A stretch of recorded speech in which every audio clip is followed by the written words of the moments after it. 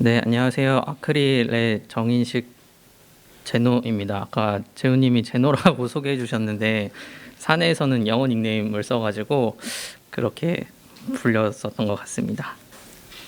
네, 저는 일단 간단하게 저희 태스크부터 시작을 해가지고 랭귀지 모델에 대해서 말씀을 드리려고 하고, 마지막으로는 일단은 동향이라고 소개를 드릴 수 있는 코파일럿에 대해서 말씀을 드리고자 합니다.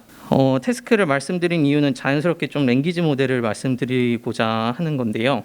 랭귀지 모델에 대해서 간략하게 말씀드리려고 했는데 사실 너무나도 잘 알고 계시는 것 같아서, 결국에는 제너레이션을 한다라는 것은 이미 랭귀지 모델을 만들고 그 이후에 오는 토큰이 무엇이냐를 결국에는 예측하는 과제가 됩니다. 말이 제너레이션이라서 그렇지만, 예, 보시는 것처럼 Can you please come 이라는 문장이 있을 때, 그럼 그 뒤에 제일 그럴싸한 토큰은 무엇이냐, 그리고 그 토큰은 이미 정해져 있는 딕셔너리 안에서 하나를 들고 오게 됩니다. 제일 높은 확률 값을 가져오게 되고요. 보통 많이 보셨었던 것처럼 안드로이드나 갤럭시 같은 부분에서 이제 단어 추천 같은 경우도 내가 어떠한 단어를 입력했고 그러면 그 현재 스테이트에서 다음에 오는 토큰이 제일 어떤 게 적합할지를 추천해 준다라는 게 랭귀지 모델이라고 설명을 할 수 있을 것 같은데요. 기존에는 RNN이라든지 뭐 LSTM이라든지 이제는 사실 조금 옛날 기술이 되었지만, 그때 시절에는 다운스트림 태스크, 그러니까 정말 내가 풀고자 하는 직접적인 태스크에 대해서 진행을 했었어요. 트레인 데이터도 그 태스크에 맞춰서 모으고 모델도 그 태스크에 맞춰서 짜고, 결국에는 하나의 태스크를 하기 위해서 모든 과정을 거쳐야 하는, 인공지능이 뭔가 대단한 거를 해줄 수 있을 거라고 대부분 생각하시지만, 조금 다들 해보시면 느끼는 것처럼 이제 데이터를 레이블링하고 모델을 학습하고 내가 원하는 태스크를 뱉어낼 수 있을 때 과연 정말 원하는 성능이 나오냐라는 게 되게 저희는 기업이다 보니까 고객 입장에서 항상 불만족하시는 경우가 되게 많았었어요. 기본에는 그냥 시스템으로서의 해결은 A를 넣으면 항상 B가 나왔고, 조금 코드를 업데이트를 해도 B를 넣으면 뭐 C가 나오고 A를 넣으면 B가 나오는 건 동일했는데, 모델은 아닌 거예요. 모델이 업데이트가 되면 아까 교수님께서도 말씀해 주셨지만 원래 되던 태스크가 모델이 업데이트돼서 새로운 태스크는 해결할 수 있지만 기존의 태스크를 다시 해결하지 못하는 경우도 상당히 많이 발생을 하거든요. 좀 그러한 문제들이 많이 있었던 상황에서 이제 시퀀스 투 시퀀스라는 개념이 붙으면서 이제 프리트레인으로서 모델을 학습하게 됩니다. 대용량 언어 데이터셋을 기반해서 학습을 하고, 이제 일단은 모델한테 무슨 태스크를 줄지는 나중에 알려줄게, 너네는 일단 언어를 배워봐 라는 형식으로 프리트레인을 진행을 하고요. 그거의 제일 대표적인 모델이었었던 게 이제 트랜스포머가 나오면서 기존의 LSTM이라든지 RNN 기반의 모델에서 오는 단점들을 대부분 이제 해결하면서, 사실 지금 자연어 부분에서 대부분의 모델은 이 트랜스포머의 구조를 벗어나지 않고 있습니다. 자세하게 설명드리면 너무 길어질 것 같아서, 기존에는 셀 기반에서 오는 그레디언트 베니싱 문제라든지 또 패럴하게 학습하지 못하는 구조다 보니 학습을 진행하는데 오래 걸리고 많은 리소스가 드는 문제점을 이렇게 셀 방식의 어텐션, 셀프 어텐션 기반으로 패럴하게 학습을 할 수 있고, 그렇기 위해서 뭐 포지셔널 인코딩이라든지 멀티헤드 어텐션을 도입해가지고 트랜스포머를 학습을 하게 되는데요. 간단하게 이제 그래프로만 보면 너무 어려우니까 공식 홈페이지에 소개되어 있는 영상을 가지고 왔는데,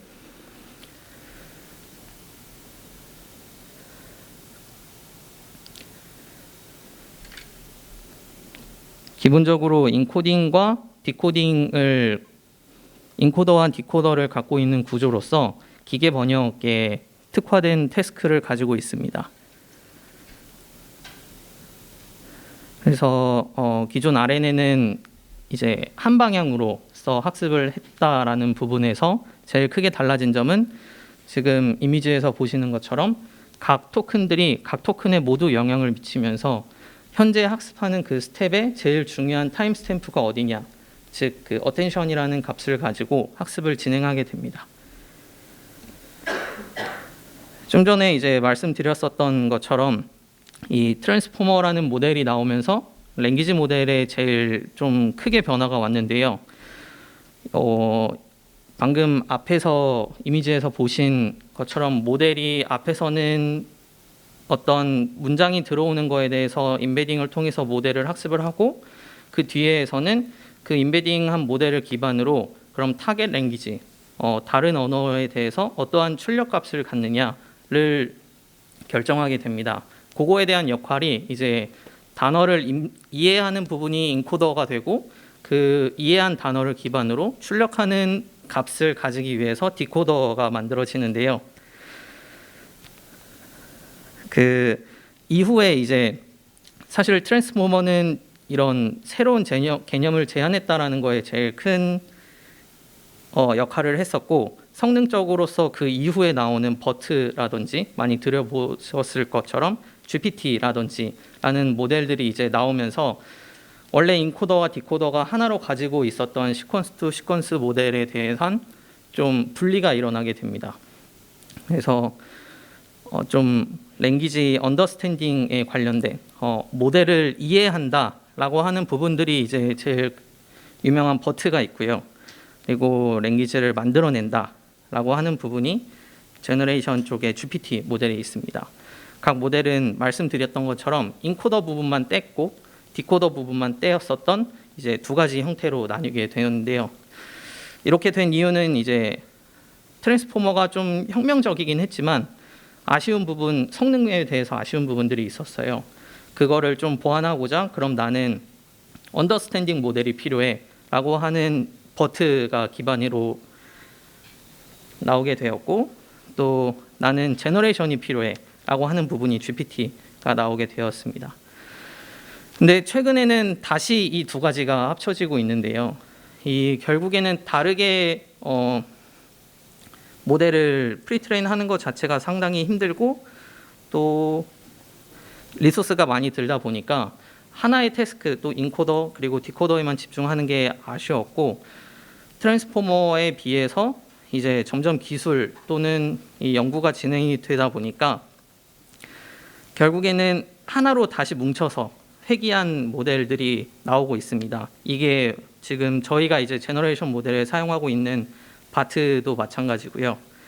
또는 메스라든지, 그리고 지금 요즘 좀 최근에 나왔다고 할 수 있는 T5 텍스트 투 텍스트 모델이 있습니다.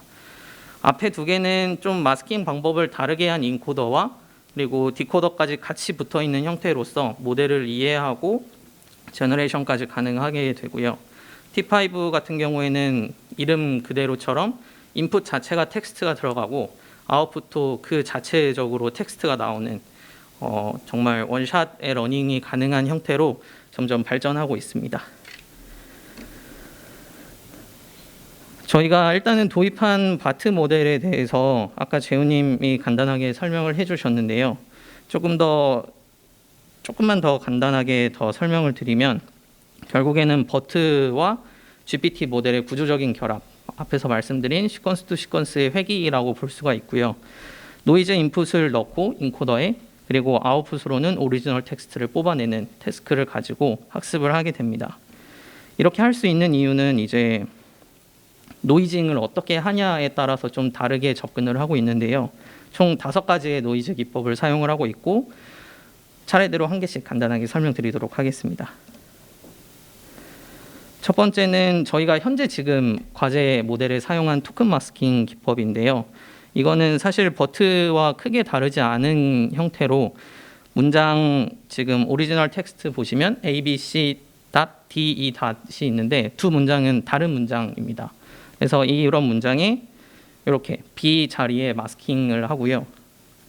또는 D 자리에 마스킹을 해서 이제 인코더 단에서 이 마스크를 맞추면서 디코더까지 전달하는 것을 기대하고, 또 디코더에서는 이 인풋에 해당하는 점점 내가 원하는 아웃풋을 뽑아낼 수 있는 방법으로 학습을 합니다. 이 인코더 디코더의 결합 방식은 뒤에 나오는 노이징 방식에 대해서는 모두 동일하고요. 두 번째는 이제 토큰 딜렉션인데 이제 랜덤한 토큰을 삭제하는 방식입니다. 뭐 개념 자체는 사실 어렵지 않고요.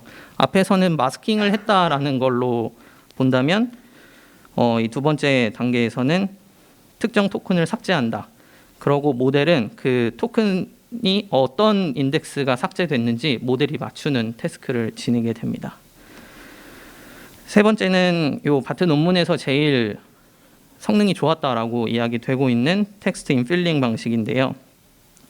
그림으로 보시면 좀 더 이해가 빠르실 텐데 A, B, C가 있었던 자리에 B, C를 지우고 마스킹을 하나만 넣어요. 그러고 D, E에는 원래 사이에 없었던 토큰을 임의로 집어넣게 됩니다. 이렇게 되면 아까도 잠깐 이야기가 나왔었던 꼭 특정 랭스를 지정하고 그 랭스에 지정한 만큼만 프리딕션을 한다라는 좀 제한된 범위에서 벗어나서 이제 그냥 구멍을 뚫어놓고 이 구멍에 들어갈 만한 뭐 토큰이라든지 그게 센텐스라든지 또는 함수 뭐 클래스까지도 예측을 해볼 수 있는 걸로 기대가 되고 있고 저희가 워크샵 끝나고 다음으로 이제 모델을 개선할 방향은 일단 요 단계를 생각하고 있습니다. 그리고 네 번째는 그냥 단순하게 문장의 순서를 섞는 방식이 되고요. 요거는 뭐 버트의 넥스트 센텐스를 예측하는 태스크와 비슷한 형식으로 예측을 하고 다섯 번째는 이제 특정 단순 섞는 게 아니라 어떠한 토큰을 하나를 선택하고 그 토큰이 속해 있는 센텐스를 첫 문장으로 바꾸게 됩니다. 그러면 이제 막 바뀌어진 여러 가지 센텐스 중에서 어떤 게 첫 번째냐라는 이러한 5가지 태스크를 통해서 바트 모델이 학습이 될 수 있고요. 그 이후에 사실은 여기까지는 좀 인코더 부분에 대한 태스크였다면 저희는 결국에는 프로그램 랭귀지에 대한 제너레이션이 돼야 되기 때문에 파인 튜닝으로서 좀 디코더 레벨 단을 학습을 하게 됩니다. 하지만 버트와 다른 이제 인코더 모델과는 다르게 바트는 이렇게 제너레이션 디코더 부분이 이미 붙어 있기 때문에 프리트레인 단계에서 이미 상당 부분이 학습이 되어 있고 그냥 아웃풋을 내가 전부 마스킹을 한 상태로 넣으면 이제 보통 생각하시는 제너레이션 형태로서 출력을 하게 됩니다. 그래서 일단은 저희는 C++이지만 그 기반으로 이렇게 프리트레인을 진행을 하고 있고요. 앞으로 좀 과제적인 부분에서 고민을 했을 때에는 모델은 사실 어느 정도 구현이 되어 있는 상태고 충분히 학습이 되고 로스값이 떨어지는 것은 확인이 되었으니 조금 이제 사업적인 부분, 그러니까 진짜 필요한 아웃풋을 내는 거에 대한 고민은 프리프로세싱에서는 보통 이제 주석에 대한 처리는 어떻게 할 건지 또는 좀 더 중요하게 생각하는 이제 인풋 피처, 뭐 라이브러리 정보를 추가로 모델한테 준다든지 아니면은 그 펑션에서 사용하는 베리어블 네임을 넣어주는 거예요. 그러면은 좀 카피 모델에서 어느 부분을 땡겨 와야 되냐가 지금 저희한테 제일 어려운 부분이 되거든요.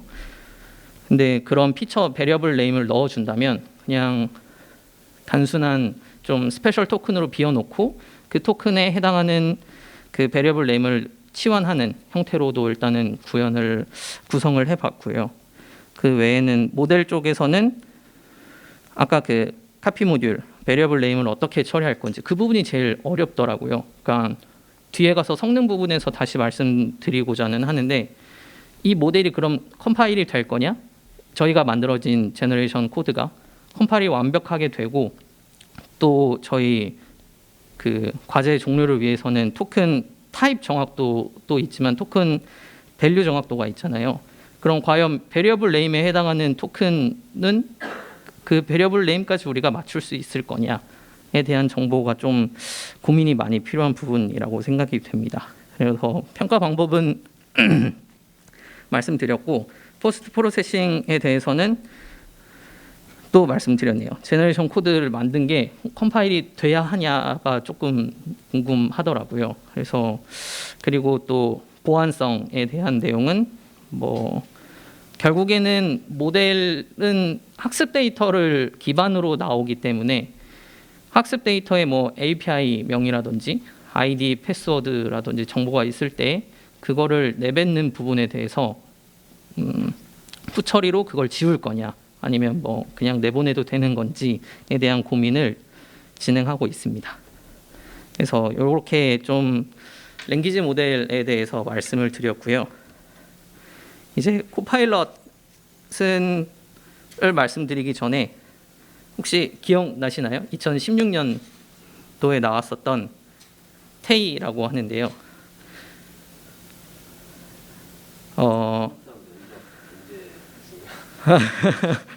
네, 제 기억에는 16시간이었나만 오픈되고 금방 내려갔어요. 그 이유는 다들 아실 것 같지만 뭐 이 채팅을 해주는 거가 뭐 종교라든지 이 흑인 백인이라든지 뭐 여성 남성이라든지 좀 사회적인 문제가 되는 챗까지 전부 다 학습을 한 거죠. 그러니까 사실 어렵지만 전처리, 학습을 밀어넣는 트레인 데이터에 전처리가 올바르게 되지 않았었던 거라고 판단이 되고 특정 뭐 좀 높은 고위직이라든지 그런 직군에 대해서 이야기할 때는 좀 남성에 관한 답변을 많이 했었고 그 외에 뭐 도우미라든지 간호사 뭐 이런 직군에 대해서는 또 여자에 대해서 많이 답변을 했었고 그런 좀 트레인 데이터가 어쩔 수 없이 사람이 만든 데이터를 썼다 보니까 그거에 디펜던시한 결과를 내는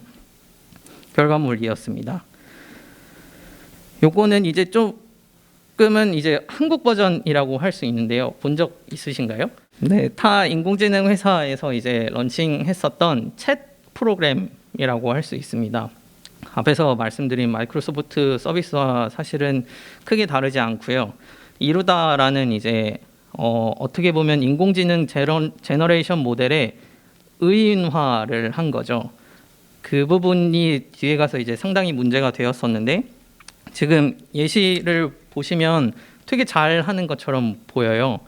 인공지능 모델이 확률 게임이다 보니까 결국엔 결과를 낼 때 항상 체리피킹이 없을 수는 없지만 공식 홈페이지에 있다 보니 이렇게 되게 잘 대답을 하는 것처럼 보이고 저희도 실제로 써봤을 때 상당히 그럴싸하다. 뭔가 저희는 그 어떻게 돌아가는지 알고 있으니까 학습 잘 시켰네 이런 생각까지 들었었거든요.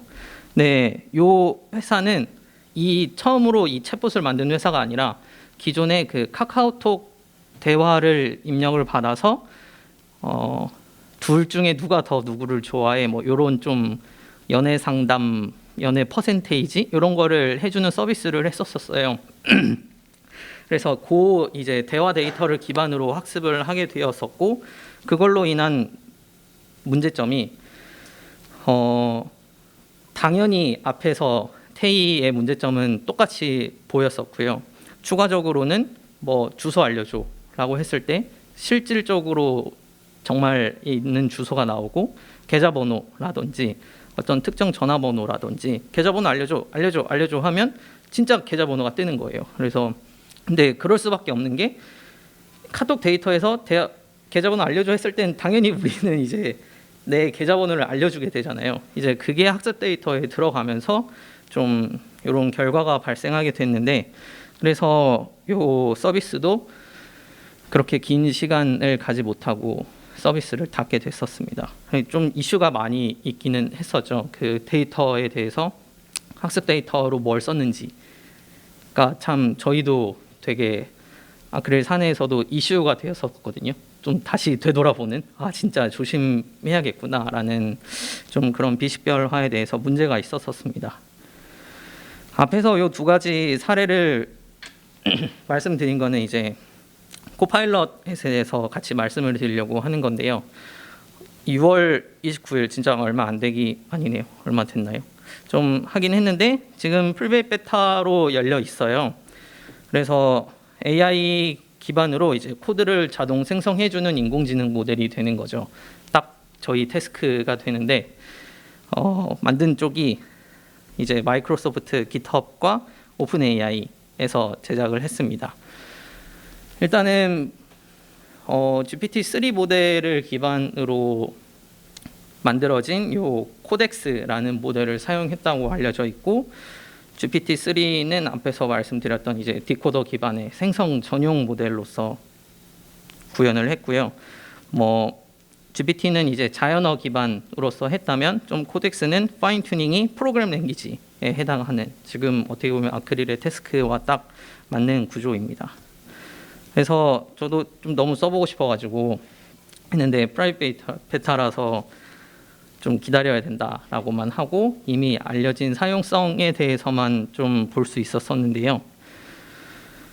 요거는 간단하게 여기 사이트에 들어가시면 총 5가지의 좀 예시가 있어요. 오픈 AI에서 오픈한 이제 단순 자연어로서 스페이스 게임을 만들 수 있다거나, 지금 보시는 헬로 월드라든지 데이터 사이언스 분야에서도 쓸 수 있는, 그러니까 진짜 자연어 2 모델이 되는 영상인데요. 요거 잠깐만 한번 보도록 하겠습니다.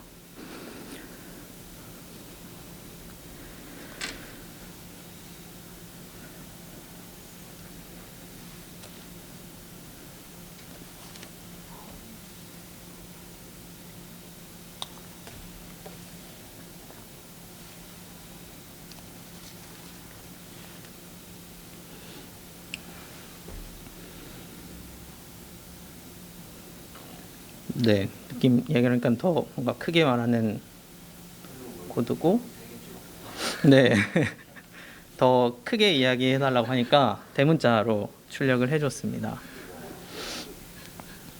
그리고 이제 10번 하라고 하니까 뭔가 짜증내는 느낌이 드는,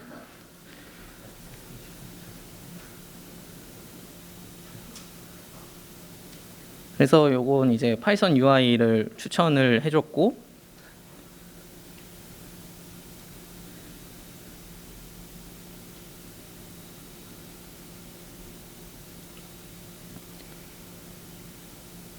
뭔가 문법을 공부할 필요가 없는 듯한 느낌이 듭니다. 요거는 짧아서 갖고 온 건데, 그 앞에 있는 스페이스 게임 만드는 예시는 자바스크립트 기반으로 제너레이션을 해주는 거고요. 진짜 이미지를 다운사이징 하라고 하던가, 레프트, 라이트 월에 왔다 갔다 하게 하라고 하던가 라는 CSS 애니메이션까지 생성을 해주고 있습니다.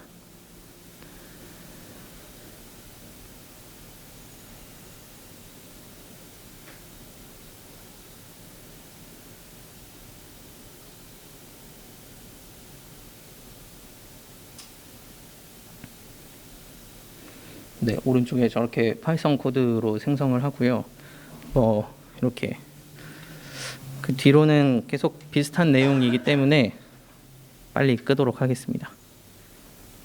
그래서 지금 보여드린 건 이제 헬로 월드 파이썬 코드여서 좀 익숙하실 것 같아서인데, 저만 익숙한 거 아니죠? 네, 그래서 이걸 골랐고요. 자바스크립트라든지 R, 루비 같은 언어로도 구현이 되어 있어요.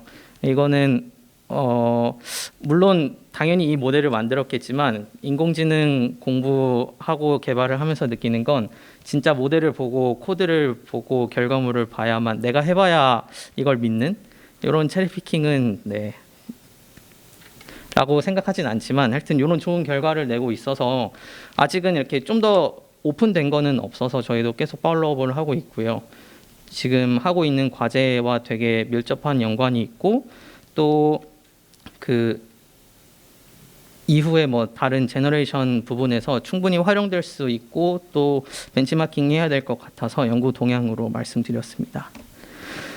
마지막으로 이제 고민거리인데, 간단하게 빨리 말씀드리면, 앵무새 문제라고 이제 많이 하는데, 결국엔 트레인 데이터에 있는 거를 학습했고 그것처럼 말을 하는 거기 때문에 이런 문제가 계속 분명 저희한테도 다가올 거라고 생각을 하고요. 보안 문제라든지 버그 코드를 만들어냈을 때, 깃허브에서 데이터를 땡겼을 때 저희가 트레인 데이터에 좀 계속 정제 이런 부분을 신경 쓰는 건 GitHub에 올라 있는 코드가 항상 좋은 코드, 잘 되는 코드에 보장이 없기 때문에 그런 버그 코드를 학습한다면 버그 위치를 찾아서 제너레이션을 추천을 해줬는데 그 코드도 버그 코드인 거죠. 그런 수 있겠다. 그런 걸 고려해야 되고 또 옛날 API라든지 옛날 문법들에 대해서도 학습 데이터에 있다면 분명 추천해 줄 거거든요. 그래서 그런 문제. 그리고 마지막으로는 라이센스. 요거는 좀 진짜 상용화 이전에는 많이 고민을 해야 될 것 같은데 제너레이션을 한 코드의 라이센스는 트레인한 데이터를 따라가야 되는지 아니면 뭐 만들었으니까 모델을 통해서 만들었으니까 이거는 뭐 그 모델의 라이센스를 따라간다든지 이거는 좀 저희가 판단을 내리기 어려운 것 같아서 이렇게 추후에 고민거리로 말씀드렸습니다. 네. 네, 요거는 이제 제너레이션 이후에 이제 토큰 베이스, 뭐 센텐스, 펑션, 클래스, 파일, 라이브러리 어떤 단위로서 인베딩이 돼야 되는지를 추가적인 그 4차년도의 태스크에 대해서 잠깐 고민했고요. 사실은 위에 있는 게 해결이 돼야 밑에도 따라오는 거기 때문에 잠깐 넣어놨습니다. 네, 이상입니다. 감사합니다.